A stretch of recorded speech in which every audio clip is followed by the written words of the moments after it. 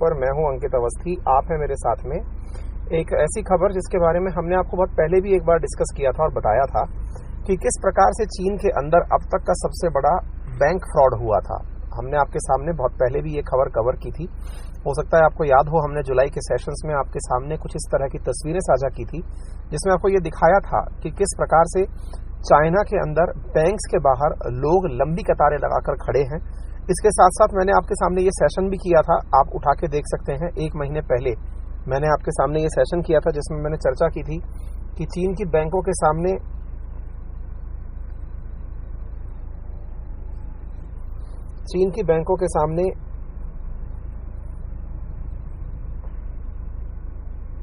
China के अंदर की लंबी लाइनें लगी हुई थी और मैंने आपको ये बताया भी था कि किस प्रकार से वहां पर टैंक तैनात कर दिए गए थे। मैंने आपके सामने ये भी बताया था कि चाइना ने अपनी बैंकों के सामने जिस प्रकार की हिफाजत करने के लिए ये सारा काम किया था, तो उन्होंने टैंक वैंक सब तैनात कर दिए थे और लोगों के सामने काफी ज्यादा इस चीज की मौकरी बनी थी। हमने आपके सामने ये तस्वीरें भी साझा की हैं, शायद आपको याद आ रहा हो। तो अब उससे आगे की घटना क्या है? तो ये जो आपने दृश्य देखे थे ना, इस दृश्य का एक तरह से ये समझ लो कि वो लोग पता चल गए हैं जो इस काम के पीछे थे, है ना। तो चाइना ने अब इस कारण से जो बैंकिंग स्कैंडल हुआ था, देखिए पहले तो इन्होंने ये मानने से ही इनकार कर दिया था। क्या मानने से इनकार कर दिया था? कि बैंक में कोई स्कैंडल हुआ है, ये मानने से इनकार कर दिया था। अब मानने से इनकार कर दिया, हमने आपके सामने ये उस समय न्यूज कर दी थी 1 महीने पहले। हमने आपके सामने कुछ वीडियो साझा किए थे इस प्रकार के, आपको यदि याद हो तो हमने बताए थे कि किस प्रकार से जो चाइना के अंदर प्रोटेस्ट हो रहा है, लोग बाहर बैठे हुए हैं, लोगों को भगाने के लिए फोर्स का उपयोग किया जा रहा है, लोगों को डराने के लिए टैंक तैनात किए जा रहे हैं। ये खबरें हमने आपके सामने डिस्कस की थी, है ना। तो जब डिस्कस की थी तो उस समय चाइना की जितनी भी, क्योंकि चाइना की कोई भी ऑफिशियल न्यूज बाहर आती नहीं है, तो चाइना वाले लोग केवल इतना कहते हुए पाए जाते थे कि साहब हमने तो चाइना का सिस्टम अपडेट किया है, इस कारण लोगों के पैसे नहीं निकल पा रहे। जबकि वास्तविकता ये थी कि उनको भी ये समझ में आ गया था कि फ्रॉड हो गया है, इस कारण से लोगों को पैसे निकालने से इनकार कर दिया था।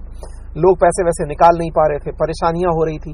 तो यहां पर जितनी भी परेशानियां हुई उनका अब एक प्रकार से जवाब मिल गया है। जवाब क्या मिल गया है? जवाब ये मिल गया है कि साहब चाइना ने उन लोगों को गिरफ्तार कर लिया जिन्होंने ये फ्रॉड किया था। इंटरेस्टिंग बात यह है कि ये फ्रॉड हुआ था, ये बात सब सामने आ गई है। क्योंकि अब तक ये क्या कहते आ रहे थे, हेनान प्रोविंस की बात है, उन्होंने 234 सस्पेक्ट लोग गिरफ्तार कर लिए हैं जिन्होंने इस फ्रॉड को किया। ठीक है, अब ये फ्रॉड कैसे किया, ये सारी बातें जो है वो एक बार के लिए आप यहां पर देख लीजिए। ठीक है, तो अब अप्रैल में साउथ चाइना मॉर्निंग पोस्ट के अंदर एक आर्टिकल प्रकाशित हुआ था कि चीनी बैंकों में घोटाले हो गए हैं। अब जो चीनी बैंकों में घोटाले हो गए हैं और सामने वाले ने दावा किया कि साहब लगभग $6 बिलियन अमेरिकी डॉलर चीन के बैंकिंग सिस्टम से गायब हो गया है। इसके बाद लोगों ने हेनान और अनहुई प्रांत की बैंकों के सामने वहां के अकाउंट से पैसा निकालने के लिए लाइन लगाना शुरू कर दिया, लेकिन बैंकों ने अपने पास से पैसा निकालने की अनुमति नहीं दी और कहा कि साहब सिस्टम अपग्रेड हो रहा है, इस वजह से हम पैसा नहीं निकालने देंगे। ये पूरा मामला new oriental country bank of Kaifeng, जीचेंग हुआंगहुइंग कम्युनिटी बैंक, शांकाई हुइमिंग काउंटी बैंक, यूजो शिनमिंग शेन विलेज बैंक, इन सब के साथ हो रहा था। 3 महीने से लोग चक्कर काट रहे थे, लेकिन बैंक के अंदर नहीं जाने दिया जा रहा था। बैंकों की सुरक्षा में टैंकों की फौज तैनात कर दी गई।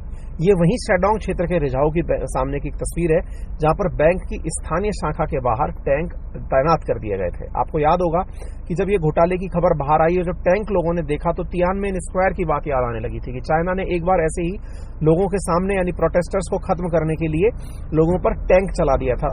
आज भी वो घटना जो है वो काफी ज्यादा हीनियस क्राइम्स में कंसीडर की जाती है, जिसमें हजारों लोगों की मौत हुई थी।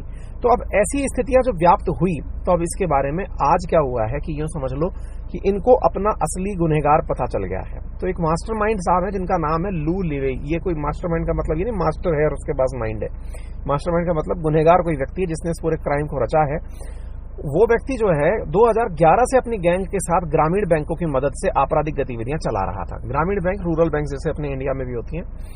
यह करीब 46,000 करोड़ रुपए का घोटाला उसने उस समय कहा और उसने कहा कि साहब इसने खाता धारकों से वादा किया कि तुम मुझे पैसे दो, मैं तुम्हें 18% ब्याज के साथ रिटर्न दूंगा, है ना। अब साहब ये जो बात है ना कि तुम मुझे खून दो मैं तुम्हें आजादी दूंगा, ये शायद डायलॉग सीख गया कि तुम मुझे पैसे दो मैं तुम्हें 18% के साथ में रिटर्न दूंगा।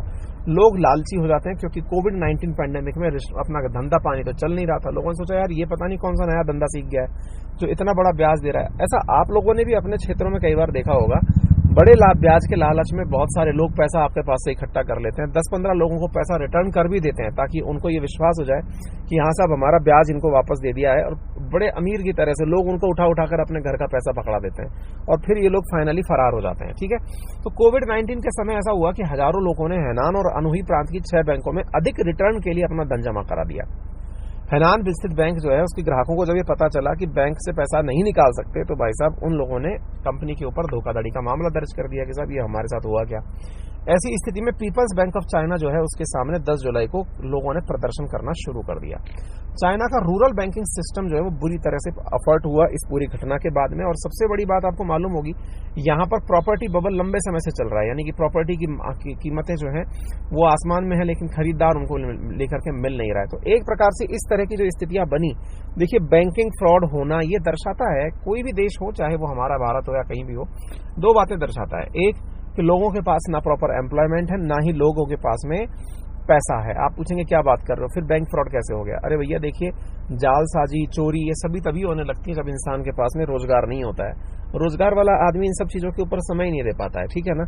तो अब सस्ते के लालच में जब आदमी स्कीम में फंसता है तो इस तरह की चीजें निकल कर आती हैं। तो यही यहाँ पर भी हुआ है।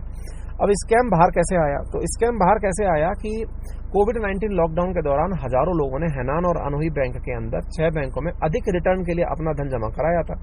जब पैसा नहीं निकाल पाए तो लोगों ने कहा भाई हम पैसा निकाल क्यों नहीं पा रहे हैं? तो निकाल नहीं पा रहे हैं तो पता चला कि साहब आपका पैसा तो है ही नहीं, होगा तो निकाल पाओगे ना। क्यों? क्योंकि आपने तो अधिक लालच में किसी और को पकड़ा दिया। और वो सुपड़ा साफ करने वाला जो बनता है ना, उस समय 237 लोगों को गिरफ्तार कर लिया गया है। अपना तो मतलब केवल इतना है इस बात से कि साहब अगर ये घटनाएं ऐसी होंगी तो आसपास के क्षेत्रों में अशांति व्याप्त होगी और लोगों को कहीं पर भी आर्थिक रूप से नुकसान हो, दुनिया पूरी प्रभावित होती है। अब आप ग्लोबलाइजेशन के युग में ये नहीं कह सकते कि साहब हम जो है वो दुखी है तो हम सुखी रह लेंगे। आपका पड़ोसी कोई से भी देश में क्यों ना हो, मैं ये कह रहा हूं कि कल को अगर उठा करके इथोपिया में भी कहीं कोई संकट हो रहा है ना, तो कहीं ना कहीं वहां भी कोई भारतीय है जो परेशान हो रहा है, या उसकी वजह से भारत के व्यापार पर नुकसान पड़ रहा है। क्योंकि जब आप वैश्वीकरण की बात करते हैं तो हम सब एक हैं, और हम सब एक है ना, तो चाहे वो दुश्मन हो चाहे दोस्त। तो पाकिस्तान में कंगाली की हालत है, नुकसान तो अपना ही है ना, क्योंकि उनको रोजगार ही आतंकवाद के रूप में दिखाई पड़ता है। तो अल्टीमेटली सब देश सर्वे भवंतु सुखेने वाली स्थिति पे चले तो निश्चित ही दुनिया में शांति होगी। बाकी साहब ये कम्युनिस्ट पार्टी जो है वो अक्टूबर 16 को 20th कम्युनिस्ट पार्टी का वो बनाने जा रही है। अब देखते हैं साहब, इनको जो है शी जिनपिंग को आगे के हिसाब से बैठाएंगे 3rd टर्म के लिए, ठीक है। देखेंगे जो भी अपडेट होगा आपका इनके बारे में हम आप लोगों को देंगे। कम्युनिस्ट पार्टी 20वीं कांग्रेस लेटर जो है इस बार जारी करने जा रही है, जिसमें कि कहा जा रहा है कि साहब इनको तीसरी बार